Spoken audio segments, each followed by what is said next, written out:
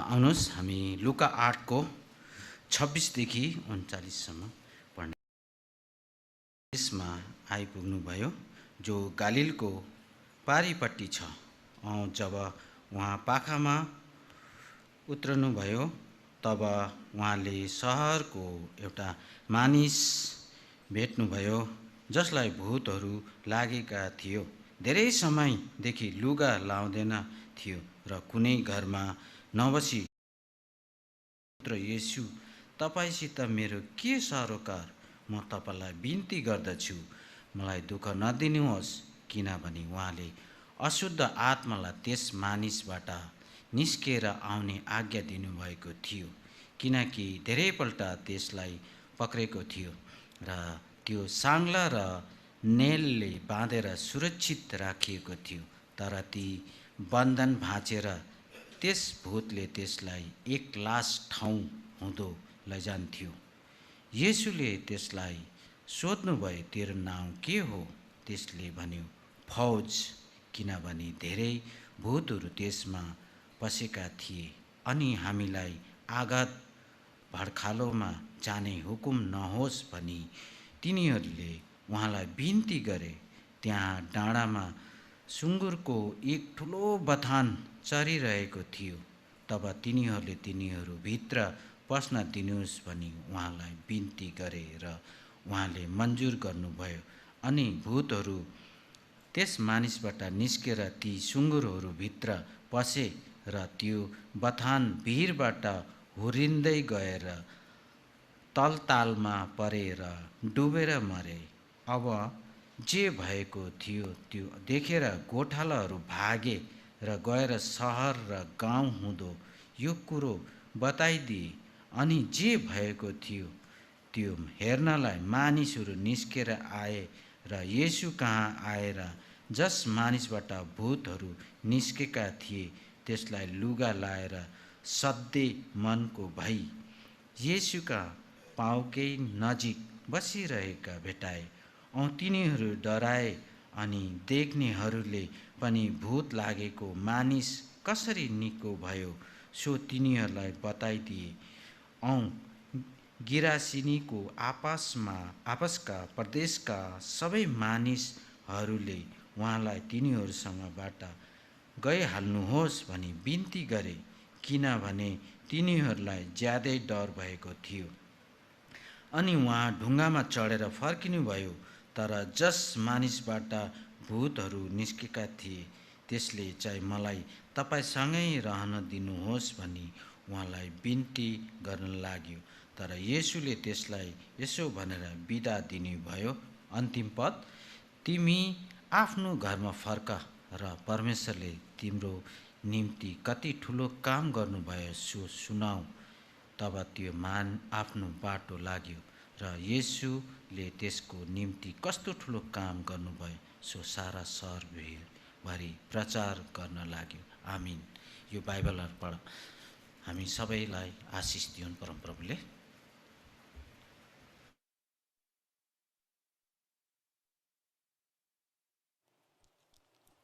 आप सब लोग अपनी जगह पर बैठ सकते हैं। ये प्रभु का जीवित वचन है जो हमारे सामने इस समय पढ़ा गया है। आइए हम लोग प्रार्थना करें। प्रभु जी, हम आपका धन्यवाद करते हैं आज के इस दिन के लिए जो आपने हमें दिया है। आपका जीवित वचन परमेश्वर हमारे सामने इस समय पढ़ा गया है। हम प्रार्थना करते हैं कि आज आप जो आत्मिक भोजन हमारे लेकर आए हैं परमेश्वर, हम उससे तृप्त होकर यहाँ से जाने वाले हो सके। प्रभु यीशु मसीह के नाम में हम मांगते हैं, आमीन। आज का जो मेरा वचन का शीर्षक है वो है फ्रॉम टूम्स टू टेस्टमनी, चिहान देखी गवाही समा। जो मेरा शीर्षक है, the title of my sermon is from tombs to testimony, चिहान देखी गवाही समा। डेविड बेरकोविट्स नाम एक व्यक्ति, जिसको लोगों द्वारा सन ऑफ सैम का एक नाम दिया गया था, वो एक खूनी था, क्योंकि उसे लगता था कि एक सैम नाम का कुत्ता जो है वो उससे बात करता है। और वो जो व्यक्ति था वो दुष्ट आत्मा से घिरा हुआ था। उसने पूरे न्यूयॉर्क शहर में आतंक को फैला के रखा था। लोग उससे डरते थे। और जब उसे पकड़ा गया उसने इस बात को माना भी कि उसने 6 से 7 लोगों का खून किया है, उनको मार डाला है जान से, और दूसरे 7 लोगों के साथ उसने उसने गलत काम किया है और उनको चोट पहुंचाई है, जिस वजह से फिर बहुत से लोग अब डर के माहौल में थे। उसकी वजह से उसने कुछ को गम में डाल दिया था। बहुत सी भयानक स्थिति जो है उसकी वजह से उस शहर में हो रखी थी। मीडिया ने उसे एक मॉन्स्टर करके बोल दिया था कि ये एक मॉन्स्टर है, ये बहुत भयानक व्यक्ति है। दिमागी डॉक्टर ने बोला कि अब इसका कुछ नहीं हो सकता, ये तो पागल हो गया हुआ है।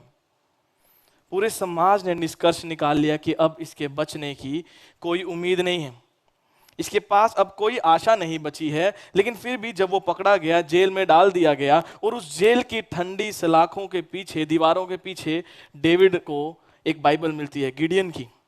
और जब वो उसे पढ़ने लगता है, साम्स में पहुंचता है, सुसमाचार को जब वो पढ़ता है, प्रभु का आत्मा जो है उससे उसके सख्त दिल को नम्र बना देता है, उसके दिल को छेदता है और वो अपने घुटनों पे होकर रोने लग जाता है। वो व्यक्ति जो इतना खतरनाक था, अब प्रभु के वचन और उसकी सामर्थ के द्वारा बदल गया है। और उसकी कहानी को जब हम सुनते हैं तो वो दुष्ट आत्मा से अंधेरे में था, लेकिन अब वो एक मसीह की गवाही बन गया था कि मसीह इतने खतरनाक लोगों को, जो कि लोग समाज कहता है कि अब ये खत्म हो चुके हैं, उनको बदलने की सामर्थ वो रखता है। एक पटक दुष्ट आत्मा ले अंधकार मां डूबे को तेही मानिश बनी रूपांतरित भयो। वो व्यक्ति भी रूपांतरित हो जाता है, वो व्यक्ति भी ट्रांसफॉर्मेशन उसके जीवन में हम देखते हैं। और अब इस डेविड बेरकोविट्स को सन ऑफ सैम के नाम से नहीं बुलाया जाता था, लेकिन उसका नाम बदलकर अब सन ऑफ होप हो गया। एक जीवित गवाही यीशु के बचाने वाली सामर्थ की यहाँ पर है कि कैसे प्रभु का आत्मा, प्रभु की सामर्थ हमें बचाती है। क्यों मैंने आज इस कहानी से शुरू किया है? क्योंकि लूका 8 के 26 से 39 पद में जब हम आते हैं, इस भाग में हमारा सामना जो है एक ऐसे व्यक्ति से होता है जो कि जेल में तो नहीं है, तर चिहानहरू बीचमा संगालोले बाँधिएको एउटा मानिस जसलाई समाजले निराशाजनक, भयानक, अनियन्त्रित र पूर्ण रूपमा हारिएको भनेर घृणा गरेको थियो। वो ऐसा व्यक्ति है। तर जब यीशु किनारामा पाइला राख्नुभयो, सबै कुरा परिवर्तन भयो।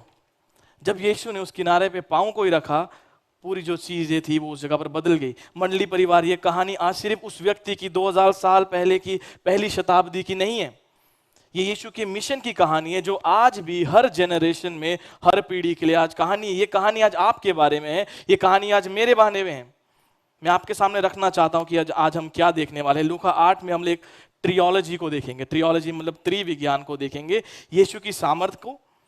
पिछले खंड में हमने देखा इससे पहले ही कि उसने तूफान को शांत किया, जो दिखाता है कि प्रभु की सामर्थ को, जो कि इस नेचर के ऊपर है। आज हम लोग फिर देखेंगे कि कैसे यीशु दुष्ट आत्माओं से छुटकारा को देता है, और ये दिखाता है कि प्रभु की सामर्थ जो कि आत्मिक चीजों के ऊपर है।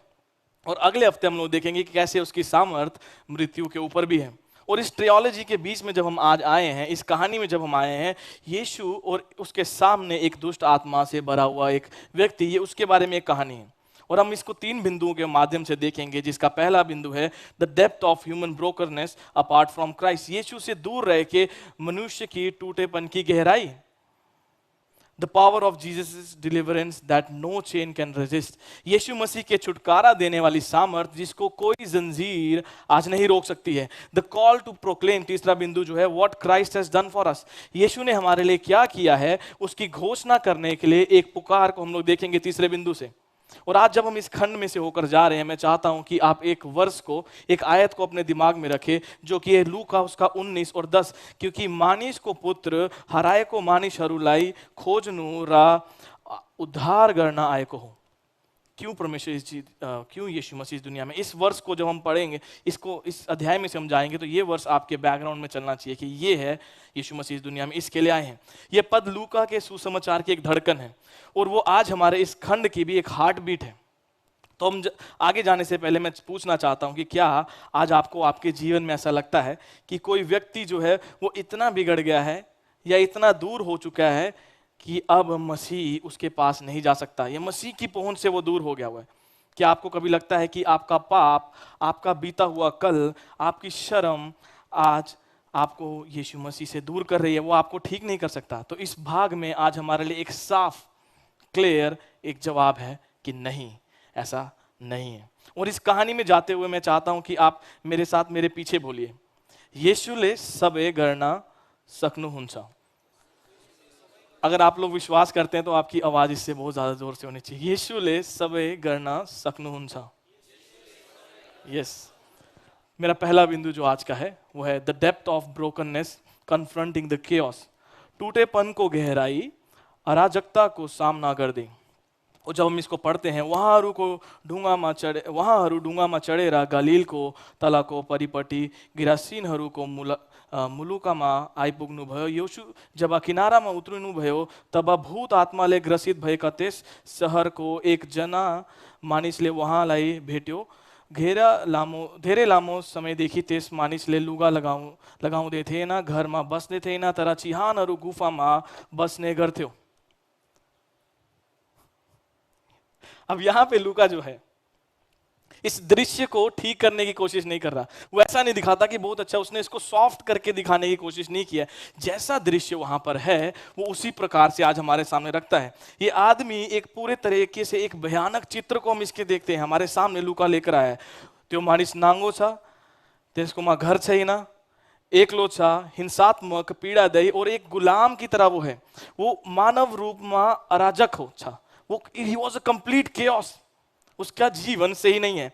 इससे पहले हम और गहराई में इसको देखें, कुछ बातें हैं जो मैं हमारे सामने आज रखना चाहता हूं। आज कई लोग को शैतान ऐसा लगता है कि वो एक अवतार है या फिर वो सिर्फ एक रूपक तौर पे है, लेकिन बाइबल हमें बताती है कि वो सच है और वो काम कर रहा है। र यदि ये चीज को आप ध्यान से सुनिएगा, र यदि शैतानले तपाईलाई पूर्ण विद्रोह मार्फत तल तान्न सक्दैन भने, अगर वो ऐसा नहीं कर सकता, वो आपको नीचे नहीं खींच सकता, तो वो आपको अलग अलग प्रकार के जुनून में, अलग अलग प्रकार के दीवानेपन में धकेल देता है। और अगर इस बारे में सोचे कि ऑब्सेशन या जुनून क्या जरूरी नहीं है कि वो हमें हमेशा दुष्ट के रूप में दिखे। जैसा मूवीज में देखते हैं कि ऐसे चिल्लाने वाला, जरूरी नहीं है कि हर बार दुष्ट आत्मा आपके सामने चिल्लाती हुई आएगी। नहीं, ऐसा बिल्कुल नहीं है। कई बार वो सूक्ष्म यानी वेरी सटल वे, बहुत नम्र तरीके से आपके सामने आ सकता है। पैसों का दीवानापन हो सकता है, प्रतिष्ठा को जुनून, नियंत्रण को जुनून, धार्मिक व रामरो देखने जुनून पनि, ये सब कुछ हो सकता है। लेकिन किसी चीज के लिए अत्याधिक जुनून या ज्यादा दीवानापन बाइबल हमें इस बारे में शिक्षा नहीं देती है, बल्कि ये एक शैतान द्वारा इस्तेमाल किए जाने वाली योजना है। और हम अगर ईमानदारी से सोचें, इफ वी बी ऑनेस्ट, तो आज बहुत सारे विश्वासी इस रास्ते पर चल रहे हैं। और ये बात को वो खुद नहीं समझ पाते कई बार कि हम लोग किस रास्ते पर जा रहे हैं। उन्हें लगता है कि वो तो आजाद है, लेकिन हकीकत में उनका हृदय जो है आज जंजीरों में जकड़ा हुआ है।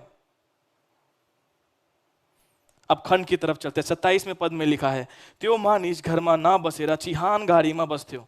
अब ये जो व्यक्ति है, इसका घर नहीं है, इसका कोई परिवार नहीं है, कोई संगति इसके साथ नहीं है। उसको समाज से अलग कर दिया गया है और उसका जीवन इतना बिगड़ गया है कि उसे मरे हुए शरीर, मरे हुए लोगों के बीच में, जो कि जिनमें जान नहीं है, उसके बीच में रहना पड़ रहा है।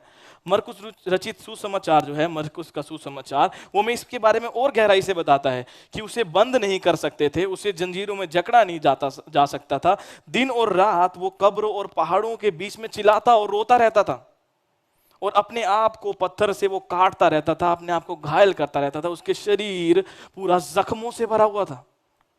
मरकुस 5 में हम इसके बारे में पाते हैं। ये आदमी नियंत्रण में नहीं लाया जा सकता था। उसका घर अब कब्रिस्तान है, उसका साथी मरे हुए शरीर है, उसकी चीख पूरी रात अंधेरे में सुनाई देती थी। उसका शरीर पे जख्म ही जख्म है जो उसने खुद अपने आप को दिया है। ही वॉज डिह्यूमनाइज्ड, वो अमानवीय हो चुका था। त्यो मानिस आफ्नो लागि दुख र अरूको लागि आतंक थियो। लेकिन मंडली, जितना सुनने में लग रहा है कि ये स्थिति तो हमसे आज बहुत दूर है, हम तो इससे बहुत सही है, परंतु मैं आपको ये बताना चाहता हूं, हाँ, हम लोग कब्रिस्तान में तो नहीं रहते, लेकिन पाप हमेशा हमें इस प्रकार के अकेलेपन में लेकर जाता है। वो हमेशा हमें सच्ची संगति से दूर ले जाता है, परमेश्वर से दूर ले जाता है, परमेश्वर के लोगों से पाप हमें अलग कर देता है। उदाहरण के लिए एक व्यक्ति से बात की गई जब वो एडिक्शन के से ठीक होने के ट्रीटमेंट ले रहा था, और उसने कहा, जब मैं अपने एडिक्शन की सबसे सीमा पे था, जब मैं सबसे ज्यादा नशे में गिरा हुआ था, लत में पड़ा हुआ था, तो मैंने अपने सारे परिवार को खो दिया, मैंने अपनी नौकरी को खो दिया, मैंने अपने रिश्तों को खो दिया, मेरे दोस्तों ने मुझे छोड़ दिया। सिर्फ वो लोग मेरे साथ थे जो चाहते थे कि मैं इसको लगातार और करता रहूं, मैं इसमें से बाहर ना हूं, उन्हीं में फंसा रहूं। कलीसिया, यही है पाप का सत्य। वो हमें अकेला कर देता है, वो हमें अमानवीय बना देता है और गुलाम बना देता है। हमारे लिए आज हम इसमें से कुछ इस बात को जानते हैं, हम में से कुछ लोग इस बात को जानते हैं कि ये कैसा फील होता है, अकेलापन कैसा फील होता है। शायद से किसी चीज की लत हो सकती है, एडिक्शन हो सकता है, डिप्रेशन हो सकता है, शायद से वो कड़वाहट हो सकती है किसी के प्रति, आपके अंदर जेलसी हो सकती है, पोर्नोग्राफी की हो सकती है, लत हो सकती है, लोभ हो सकता है, लालच हो सकता है, या घमंड। लेकिन इस सब का जो फल है, the fruit of all this things, वो एक ही है, टूटे हुए रिश्ते, टूटा हुआ समाज, टूटी हुई शांति। एक सवाल मैं पूछना चाहूंगा, मंडली, हमारे जीवन में क्या है जो शायद से सामने ना हो, लेकिन सीक्रेट में कौन सी चीज से हम लोग आज ओवर ऑब्सेस्ड हैं? कौन सी चीज के लिए हमारे अंदर आज वो दीवानापन है, जुनून आज हमारा कहाँ है? जरूरत से ज्यादा हम किस चीज के पीछे आज हम लोग चल रहे हैं? अब इसमें देखते हैं उसकी पहचान, जो व्यक्ति है उसकी पहचान तहस नहस हो चुकी है। ये वर्ष हमें बताती है, कपड़े पहनना वचन में अगर हम लोग कई बार देखें तो वो गरिमा यानी डिग्निटी को दिखाता है और पहचान को दिखाता है, और वहीं दूसरी तरफ नंगा होना दिखाता है शर्म को, अपमान को, मूल्य से वंचित होने को। और यहाँ पे एक व्यक्ति हमारे सामने है जिसकी पूरी मानवता, जिसकी गरिमा, जिसकी डिग्निटी उससे छीन ली गई है। He is living a life in despair. एक व्यक्ति जो कि प्रभु के स्वरूप में बनाया गया था, he was created in the likeness of God, परमेश्वर की महिमा के लिए उसको बनाया गया था, और आज इतनी शर्मिंदगी में वो अपने जीवन को जी रहा है।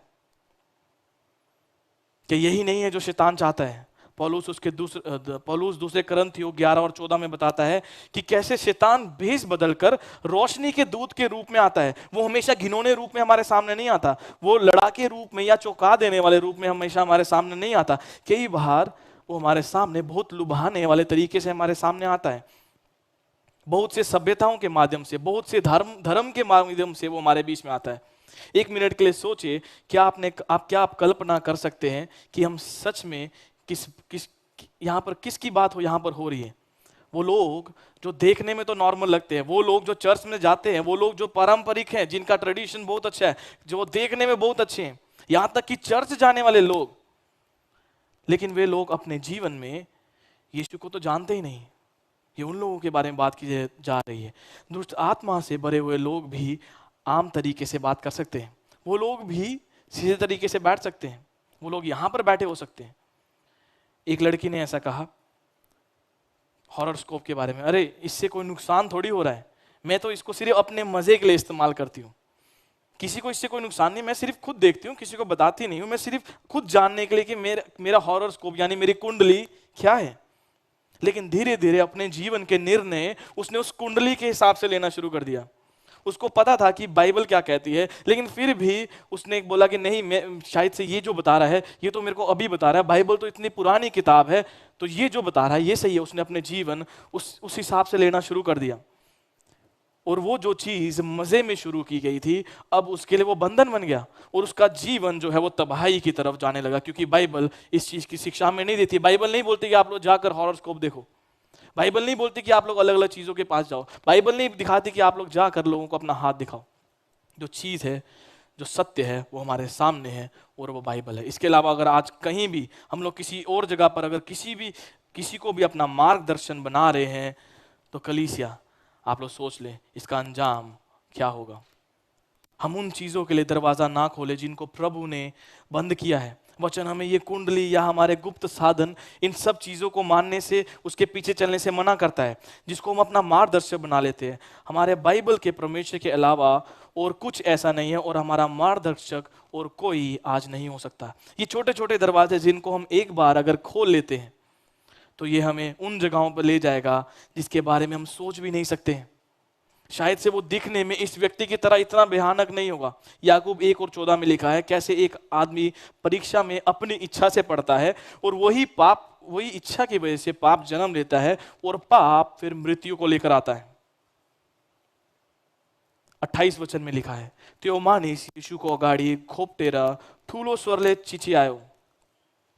अब यहाँ पे एक अजीब सी बात को हम देखते हैं कि दुष्ट आत्मा भी यीशु के सामर्थ्य के बारे में जानती है, लेकिन फिर भी वे उस आदमी को हिंसक यातना देते हैं। वो कोशिश करते हैं कि नहीं नहीं नहीं, हम नहीं जाएंगे, और उसको ऐसा ऐसा बिहेव करने पे वो लोग मजबूर करें। ये एक स्वभाव आत्मिक मलयुद्ध का, दिस इज स्पिरिचुअल वॉरफेयर। दुष्ट दुष्ट प्रभाव में अलग अलग हो सकता है, उसका इन्फ्लुएंस अलग अलग हो सकता है। हर दुष्ट आत्मा से ग्रसित व्यक्ति जरूरी नहीं है इस व्यक्ति की तरह ही दिखे। कुछ लोग बहुत नॉर्मल दिखते हैं, लेकिन हम हो कम हो या ज्यादा हो, शैतान का गोल हमेशा सेम रहता है, चोरी करना, मारना और तबाह कर देना। यूहन्ना उसके 10 और 10 में ये लिखा हुआ है।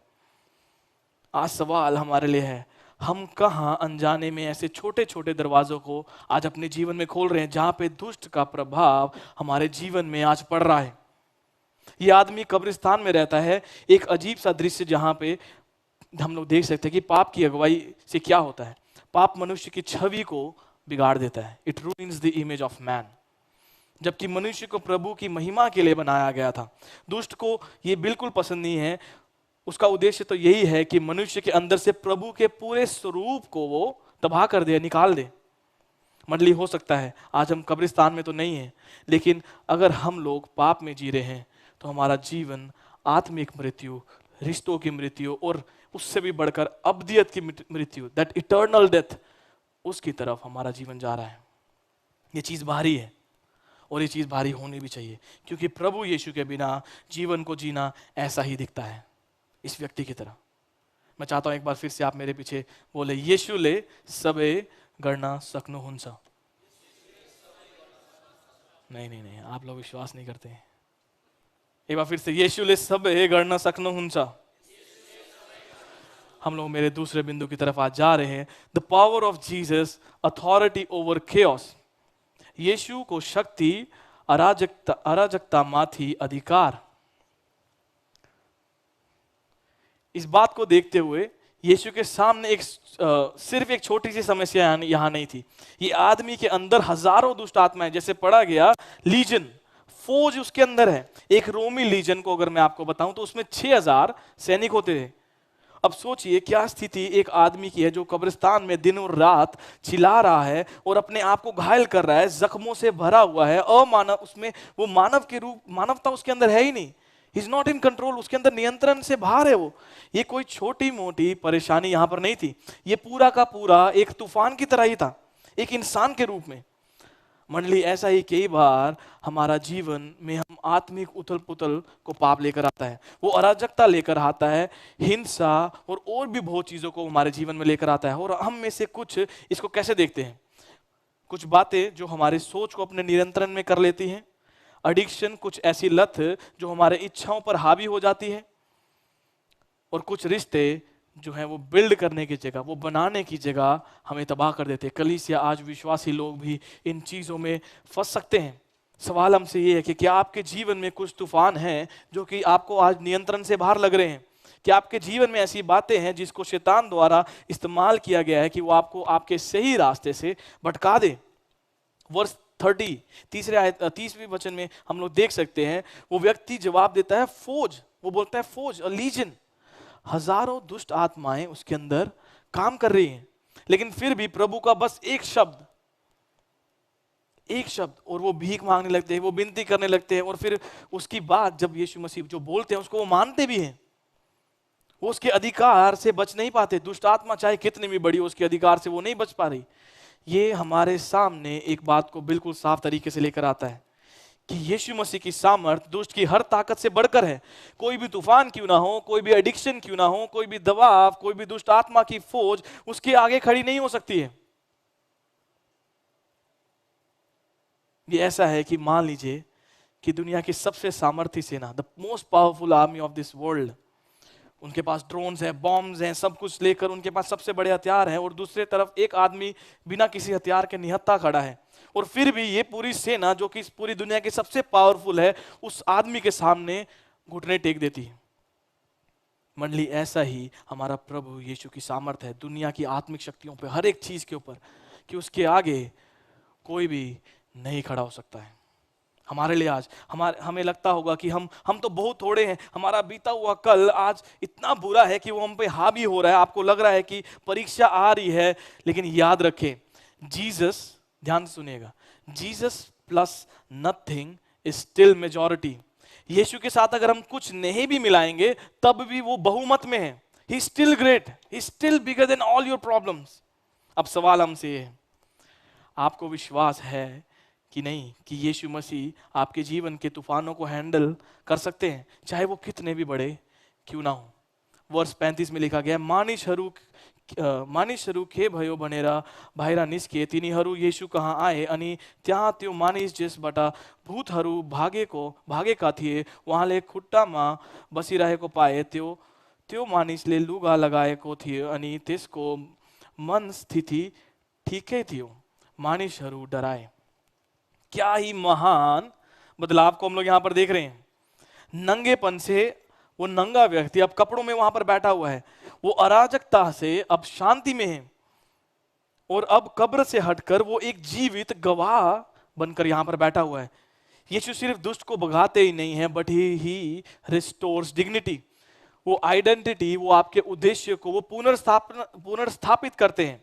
आज आप कहाँ टूटापन अगर कहीं भी महसूस कर रहे हैं तो यीशु मसीह उन सब चीजों को आज आपके लिए और मेरे लिए पुनर्स्थापित कर सकते हैं। और भी बहुत चीजें हैं इन पदों में, लेकिन हम जो इससे सीख सकते हैं। लेकिन एक और बात मैं जो यहाँ पर बोलकर आगे बढ़ूंगा, अब इस व्यक्ति को छुटकारा मिल जाता है। दुष्ट आत्मा भी यीशु की परमिशन के बिना हम देखते हैं कि कुछ नहीं कर सकती है। तो वो जो चरवाहे थे वो देखते हैं कि ये व्यक्ति जो पागल था अब ठीक हो गया हुआ है। उन्होंने देखा था इसको, लोग इसकी कहानी को जानते थे, लोगों को पता था कि इसको बांधा नहीं जा सकता है। वो व्यक्ति देखते हैं कि जो पागल था अब ठीक होकर यीशु मसीह के चरणों में बैठा हुआ है। लेकिन शहर के लोग अब डर गए हैं। वो यीशु से कहते हैं कि आप यहां से चले जाओ, क्योंकि जो उनकी आर्थिक सुरक्षा है, सहायता थी, वो सुअर यानी कि पिग्स जिसके अंदर यीशु मसीह ने उन आत्मा को जाने की परमिशन दे दी, अब वो उनके साथ नहीं, वो चले गए। उनका जो इकोनॉमी थी वो डिस्टर्ब हो गई है। वो उस आराम को, उस फॉल्स सिक्योरिटी, जो फॉल्स सिक्योरिटी आज हम लोग जो कि सही सुरक्षा को हम लोग नहीं देखते हैं, वो अपने जीवन में चाहते थे उस सुरक्षा को जो कि फॉल्स है, जो कि सही नहीं है, जो कि असत्य है। यीशु की उपस्थिति को वो लोग अपने जीवन में नहीं चाहते थे। ये एक आत्मिक सिद्धांत है, दिस इज अ प्रिंसिपल। कुछ लोग यीशु को इसलिए रिजेक्ट नहीं करते कि वो उसकी सामर्थ्य पे विश्वास नहीं करते, ऐसा नहीं है। लेकिन कुछ वो उस बदलाव की कीमत से डरते हैं। They are scared of the cost that they have to pay for transformation. एक बहुत ही बड़े बिजनेसमैन ने ऐसा कहा कि मुझे यीशु पसंद है, आई लाइक जीसस, लेकिन अगर मैं उसके पीछे चलूंगा, उसके बोले हुए बातों पर अगर मैं चलूंगा तो मुझे काफी चीजें छोड़नी पड़ेंगी, और जब मैं इन सब चीजों को छोड़ूंगा तो मेरे पैसों का, मेरे जो एसेट्स हैं उसका मुझे बहुत नुकसान उठाना पड़ेगा। आज बहुत लोग आराम को चुनते हैं, रुतबे को चुनते हैं, नियंत्रण को चुनते हैं बजाय आजादी के। कलीसिया, आज आजादी को आराम के बदले आज आप ना चुने। आज डर को आप यीशु की सामर्थ्य से आपको दूर ना करने दें। उसके सामर्थ्य आज हर चीज को पुनर्स्थापित कर सकती है। मंडली, आज कुछ भी यीशु की पहुंच से दूर नहीं है। यीशु मनुष्य के जीवन के तूफानों को थाम सकते हैं। अगर वो उस नदी में, उस रिवर में अगर वो तूफान को थाम सकते हैं, तो आज आपके जीवन को, अगर वो इस व्यक्ति को रोक सकते हैं, इस व्यक्ति को चंगा कर सकते हैं, छुटकारा दे सकते हैं, तो यीशु मसीह आज आपको छुटकारा दे सकते हैं। अपनी रोशनी को वो आपके जीवन में चमका सकते हैं। कलीसिया, मेरे साथ एक बार हम लोग फिर से बोलेंगे, यीशु मेरो अंधकार बंदा महान हुनुहुन्छ। एक बार फिर से बोलेंगे, यीशु मेरो अंधकार बंदा महान हुनुहुन्छ। यस, तीसरे बिंदु की तरफ हम लोग जा रहे हैं। The call to proclaim from tombs to testimony. घोषणा करने, आह्वान, चिहान देखी गवाही समा। एक बात जो अब यहां पर है, अब पहला मिशनरी, पहला सुसमाचार प्रचारक पीटर, जॉन, जेम्स, यूहन्ना ये सब नहीं है, लेकिन वो ये व्यक्ति है जो कि एक समय पे जंजीरों में था, जकड़ा हुआ था, जिसको यीशु मसीह ने आजाद किया, जो कि एक इंसान की तरह था ही नहीं, जो जिससे हर कोई डरता था उसके पास जाने से, वो व्यक्ति जिसको परिवार ने छोड़ दिया, जिसको समाज ने घोषित कर दिया कि अब इसका कुछ नहीं हो सकता, इसके लिए अब कोई आशा है ही नहीं, जिसको डॉक्टर्स ने बोल दिया तो पागलपन है, ये तो पागल हो गया, इसका कोई चंगाई इलाज आज नहीं है, वही अब चुन लिया जाता है प्रभु की सामर्थ का प्रचार करने के लिए। यीशु बोलते हैं, घर तिर जाओ अनि परमेश्वर तिम्रो निम्ति जे गर्नुभयो त्यस बारे मानिसहरूलाई सुनाऊ। उसने उससे ये नहीं कहा कि अब तू कोर्स कर ले, थियोलॉजी पढ़ ले, या तेरे को मैं पास्टर करके ऑर्डेन करूंगा। ऐसा हम लोग इस वर्ष में नहीं पा रहे। ये सब कुछ सही है, ये सब कुछ करना गलत नहीं है, लेकिन जो यहाँ पर लिखा है उसको ये नहीं लिखा है कि तू जाके अब लंबे लंबे सेंटेंस को याद कर। उसको सिर्फ इतना कहा गया कि तू घर की तरफ जा और तेरे साथ जो किया गया है, जो तेरी गवाही है, उसको जहां पर तू है, जिस जगह पे वो था, उन लोगों के सामने जो उसकी कहानी को सबसे अच्छे तरीके से जानते थे, उसके सामने उसको गवाही देने के लिए बोला जा रहा है। सवाल आज हमसे ये है, कौन है जो आपकी कहानी, आपके स्ट्रगल्स को जानता है? क्या वही लोग आज वो लोग बन सकते हैं जो आपकी कहानी को सबसे पहले सुन पाए? एक औरत जिसको शराब पीने की लत लगी थी, उसने प्रभु की सामर्थ के द्वारा उस आदत से छुटकारा पाया, और उसके बाद उसने ये इंतजार नहीं किया कि अब मैं पुलपिट पे जाकर इसके बारे में बताना शुरू करूंगी। उसने सिर्फ साधारण शब्दों में अपनी गवाही को लोगों के साथ बांटना शुरू किया गया कि उसकी स्थिति क्या थी, प्रभु ने उसको कैसे छुटकारा दिया और अब वो क्या कर रही है। और उसकी गवाही के द्वारा लोगों ने चर्च में आना शुरू कर दिया, लोगों का जीवन बदलने लग गया। कुछ ने अपना जीवन यीशु मसीह के कार्य के लिए समर्पित कर दिया। कलीसिया, आज आपकी गवाही, आज मेरी गवाही मायने रखती है। यीशु मसीह के चमत्कार, यीशु मसीह के सामर्थ जो उसने हमारे जीवन में कार्य किया है, जो उसने हमें आज अगर ट्रांसफॉर्म किया है, तो ये गवाही मायने रखती है कि प्रभु ने आपको कैसे बचाया है, कैसे आपको उस आनंद जीवन का जो कि अब्दियत का जीवन है, उसका रास्ता आज आपको और मुझे दिखाया है। एक सिद्धांत हमारे लिए है, हमारी कहानी परफेक्शन की वजह से पावरफुल नहीं है, बल्कि ट्रांसफॉर्मेशन की वजह से हमारी कहानी आज पावरफुल बनती है। जितना बड़ा अगर आज आपका टूटापन है, वो मेरा टूटापन तो ये स्टेज से जो बोल रहा है इसको नहीं पता मेरे जीवन में आज क्या चल रहा है। मुझे आपके जीवन के बारे में जानने की जरूरत नहीं है, क्योंकि परमेश्वर आपके जीवन के बारे में जानते हैं और वो उस टूटेपन को गवाही बनाकर इस्तेमाल कर सकते हैं। वो सन ऑफ सैम, जिस डेविड की कहानी आज हमने सुनी, जिसने पूरे शहर में आतंक फैला रखा था, और वो एक आतंकी से बदलकर वो प्रभु के वचन के बारे में बताने वाला हो गया। समाज ने जिसका तिरस्कार कर दिया, लेकिन प्रभु ने उसके एक नई कहानी को उसके जीवन के लिए लिखा, उसका एक नया एंड बनाया। ये गवाही है सामर्थ की, प्रभु के सामर्थ की। आज कलीसिया, अपने पास को आप लोग ना छुपाएं। प्रभु को आप किस हालात में, किस जगह पे मिले हैं, उस चीज से आप लोग शर्मिंदा नहीं करें। अरे मैं लोगों को अगर ये बताऊंगा तो मेरा लोगों का नजरिया मेरे प्रति गलत हो जाएगा, इससे फर्क नहीं पड़ता। लेकिन प्रभु ने आपके जीवन में क्या काम किया, इससे फर्क पड़ता है। जिससे लोग जब आपकी कहानी को सुनेंगे, उनका परमेश्वर पे विश्वास जरूर बढ़ेगा। सवाल आज ये है कि क्या आज आप अपनी कहानी बताने के लिए तैयार हैं? चाहे किसी को वो सुनने में कैसा भी लगे, चाहे वो आपके बारे में सोच लोगों के मन में कैसे भी उत्पन्न करे, क्या आप लोग आज तैयार हैं कि नहीं? एक चीज जहां पर फिर से ध्यान देने की जरूरत है, यीशु यहाँ पे बोलते हैं, वचन में ऐसा लिखा है, आपनो घर तेरा जाओ। कलीसिया मिशन हमेशा जरूरी नहीं है कि वो बहुत बड़े विजन के साथ शुरू हो, कि आप लोग इंटरनेशनल प्रचारक बन जाओ, या फिर आप लोग का विजन जो है कि आज तो मैं सब कुछ एक ही बारे में करूंगा। ऐसा नहीं है, जरूरी नहीं है कि हर बार ऐसा ही हो। ये सब भी होता है, लेकिन वो आपके खुद के घर से भी आज शुरू होता है, आपके पड़ोस से वो शुरू होता है। आप जिस जगह पर काम करते हैं, आपके स्कूल में, आपके समाज में, सुसमाचार आपके घर से शुरू होता है, आपके दोस्तों से शुरू होता है। आपके पड़ोसियों से बताना शुरू करें। आज आप जिस लोकल जगह पर आज आप लोग रहते हैं, देखिए कि कहाँ पर है जहाँ पर आप अपनी गवाही, प्रभु की गवाही, प्रभु के सामर्थ, उसके सुसमाचार को आज आप लोगों तक पहुँचा सकते हैं। मरकुस 5:20 में एक डिटेल हम इसमें देखते हैं कि ये व्यक्ति जो है, अब वो डेकापोलिस यानी 10 शहर, 10 उस समय के बड़े शहर में जाकर सुसमाचार की गवाही को देता है। जो एक गवाही की तरह शुरू हुआ था, अब वो एक मिशन फील्ड बन जाता है। एक सिद्धांत हमारे लिए जो है, the principle here is obedience multiplies impact. आज्ञाकारिताले प्रभावलाई बढाउँछ। ओबीडियंस मल्टीप्लाइज इम्पैक्ट आज्ञाकारिता ले प्रभाव लाई बढ़ाऊँ। एक व्यक्ति जो कि विश्वास योग्यता के साथ बांटता है वो बहुतों के जीवन पे प्रभाव डालता है। आपकी गवाही सिर्फ आपके पर्सनल सेटिस्फैक्शन के लिए आज नहीं है, लेकिन वो प्रभु के हाथ में एक यंत्र की तरह है जो उसको दूसरे तक पहुंचाने के लिए आज इस्तेमाल कर सकता है, अपने वचन को दूसरे तक पहुंचाने के लिए। निकी क्रूज जो कि एक ज्ञान लीडर था जिससे लोग डरते थे, और वो ट्रांसफॉर्म होकर एक प्रचारक बन गया, और उसके जीवन से, उसकी जीवन की गवाही से, प्रभु की सामर्थ जो उसके जीवन में कार्य किया, उससे हजारों हजारों लोग बच गए। उन्होंने वो स्वर्ग के रास्ते के बारे में सुना और वो अनंत काल की मृत्यु से बच गए। एक व्यक्ति जो यीशु के द्वारा बदला जाता है, वो हजारों को उसकी कहानी, प्रभु की सामर्थ बदल सकती है।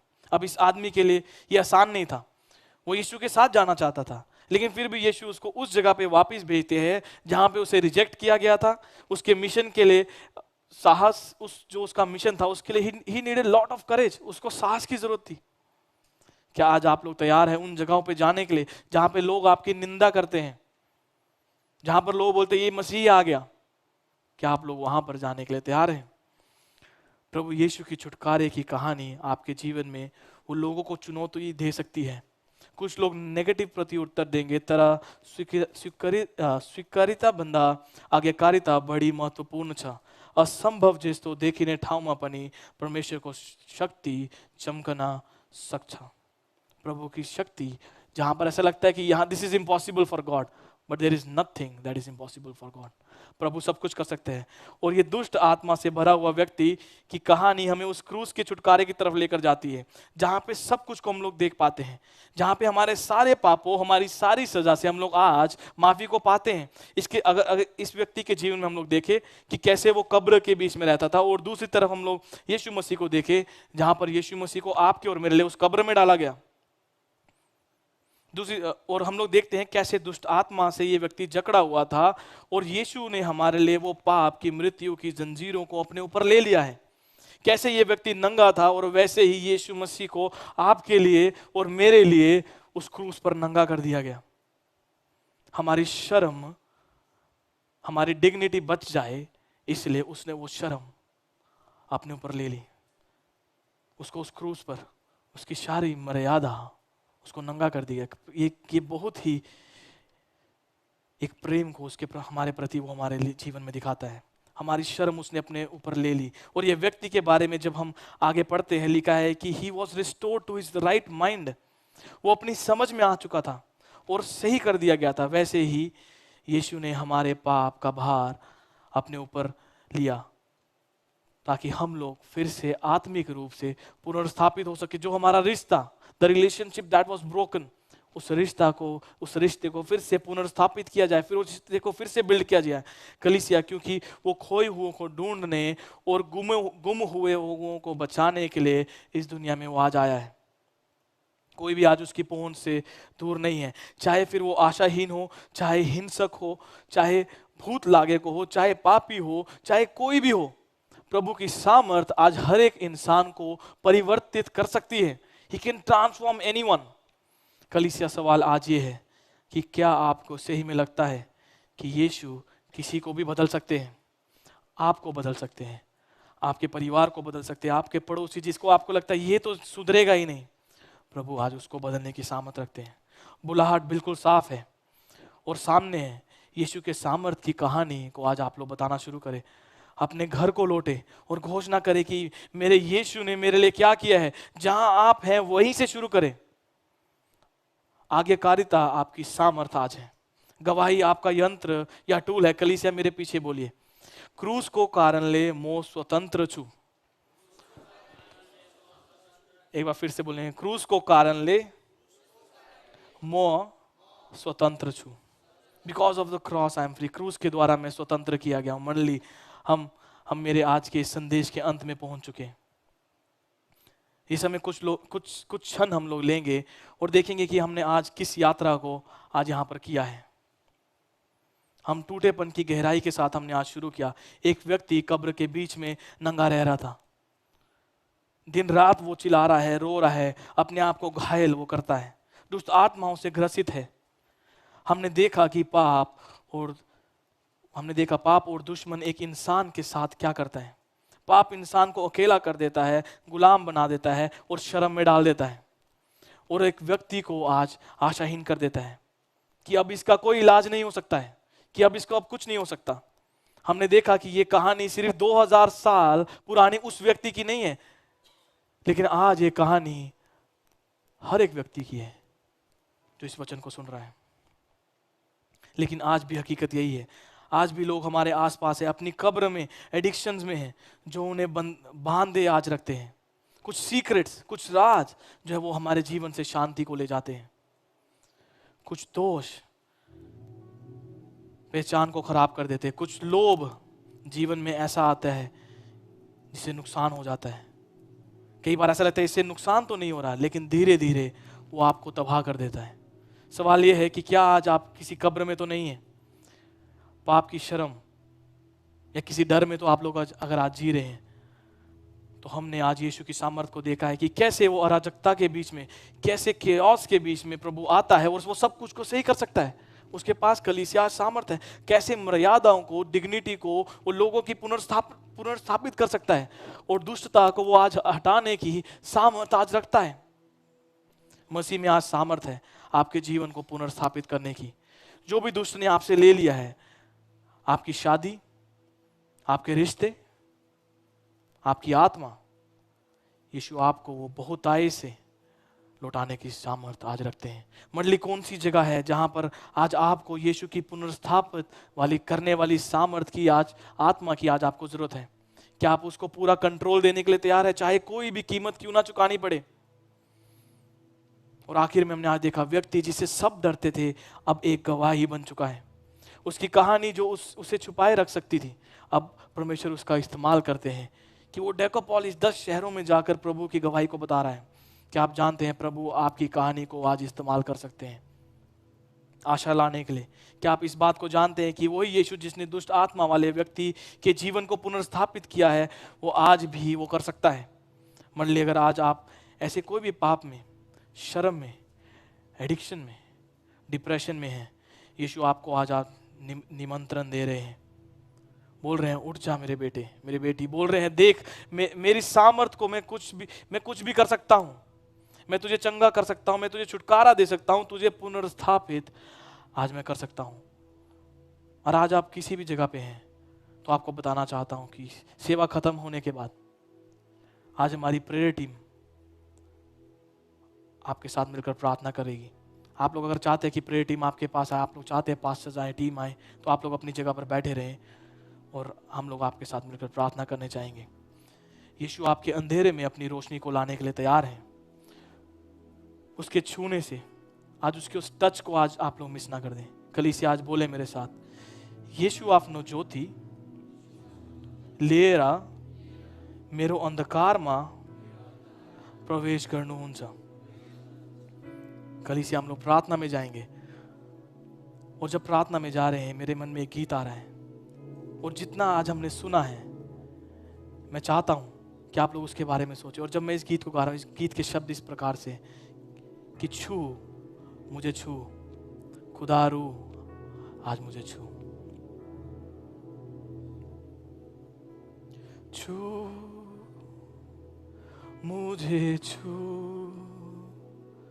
खुदा रूह मुझे छू, मेरी जान को, मेरी रूह को, मेरे बदन को छू, छू मुझे छू, खुदा रूह मुझे छू। सच में प्रभु जी, हम आज आपसे प्रार्थना करते हैं इस व्यक्ति की तरह जिसकी कहानी को बदलने की सामर्थ प्रभु जी आज आपके पास थी, वही सामर्थ आज भी आपके पास है। प्रभु, हम आपसे प्रार्थना करते कि हमारा टूटापन हम आज आपके सामने रखते हैं। प्रभु जी, हम आपसे प्रार्थना करते कि आज आप हमें छू लें, और परमेश्वर हमारी गवाही जो आपके सामर्थ की हमारे जीवनों में आज है, प्रभु हम उसको बताने से डरेंगे नहीं, लेकिन परमेश्वर दृढ़ता के साथ उसको आज बांटने वाले होंगे। परमेश्वर वो बुलाहट जो आज आपने हमें दी है परमेश्वर, जो आपके वचन से आज हमने सुना है, सिर्फ यहाँ सिर्फ सुनकर जाने वाले परमेश्वर व्यक्ति ना हो जाएं, लेकिन प्रभु जी जैसे उस व्यक्ति ने वो 10 शहर में जाकर उस समय की डेकापोलिस में परमेश्वर जाकर प्रचार को किया, परमेश्वर आज हम जहाँ पर हैं, जहाँ पर हमारी निंदा की जाती, जहाँ पर हमें पसंद नहीं किया जाता, परमेश्वर आप हमें उस जगह पर इस्तेमाल करें अपने वचन की गहराई को बांटने के लिए। प्रभु यीशु मसीह हम हर एक चीज़ आज हर एक मंडली विश्वासी को आपके हाथों में परमेश्वर सौंपते हैं, और प्रभु यीशु ख्रिस्त के नाम में हम लोग मिलकर एक साथ मांगते हैं, आमीन।